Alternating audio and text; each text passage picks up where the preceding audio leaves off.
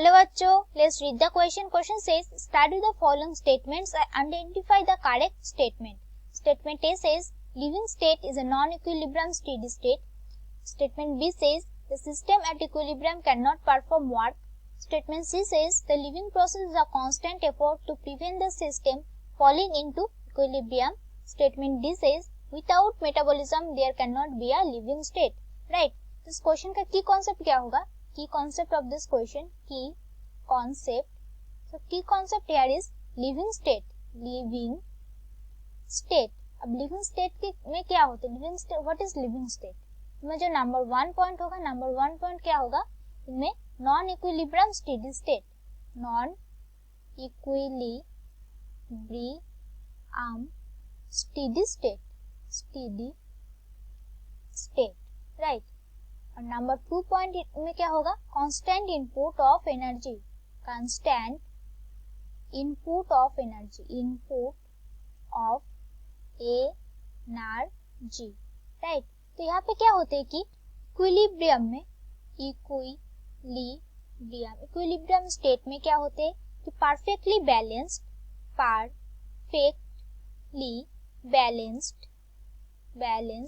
होते.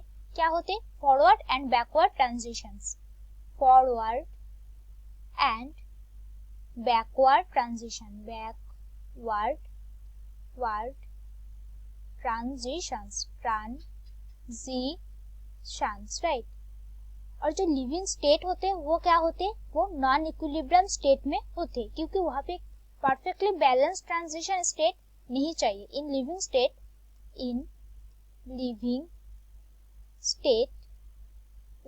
में क्या होते कि मेटाबॉलिज्म होते, मेटाबॉलिज्म से क्या होते? एनर्जी रिलीज होते,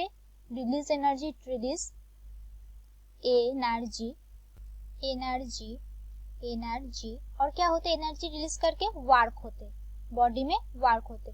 तो हमारा जो लिविंग स्टेट होते वो इक्विलिब्रियम स्टेट में नहीं होते, वो कहाँ होते? In non equilibrium state, in non equilibrium, right. Non equilibrium state में ही सिर्फ मेटाबॉलिज्म होते हैं और एनर्जी रिलीज होते हैं और फिर क्या होते हैं? वर्क होते हैं.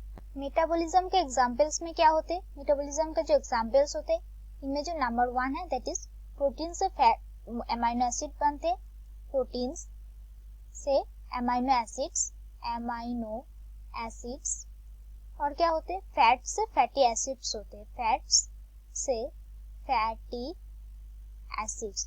These are the examples of metabolism that happens in a living body. Now in the question, statement A says living state is a non-equilibrium steady state. So हमारा जो A statement है that is a correct statement. Now statement B says the system at equilibrium cannot perform work. तो equilibrium में work perform नहीं होते, इसलिए जो living state होते वो कहाँ होते? नॉन इक्विलिब्रियम स्टेट में, क्योंकि वहां पे हमेशा वर्क फंक्शन होना जरूरी है, right. So B is also correct. Now C says the living process is a constant effort to prevent the system falling into equilibrium. And this constant effort क्या होते?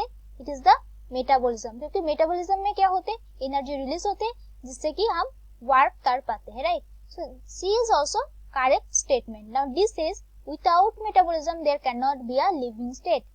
So this is also correct, क्योंकि without metabolism, अगर metabolism नहीं हो रहा है तो क्या होगा कि एनर्जी रिलीज नहीं होगा, तो वर्क नहीं होगा, तो क्या होगा कि लिविंग स्टेट नहीं होगा. और वर्क नहीं हो रहा है तो क्या उसमें इक्विलिब्रियम स्टेट में प्रेजेंट है माना जाएगा, राइट. और लिविंग स्टेट क्या होता है? नॉन इक्विलिब्रियम स्टेट में प्रेजेंट होते. So D is also correct statement. Now in the options, what will be the correct option? Option D says all of the above, that is all the statement are correct. So D is our correct option. So correct option क्या होगा? Correct option is option D, right? So that's it for the question. I hope you understood it well. Best of luck.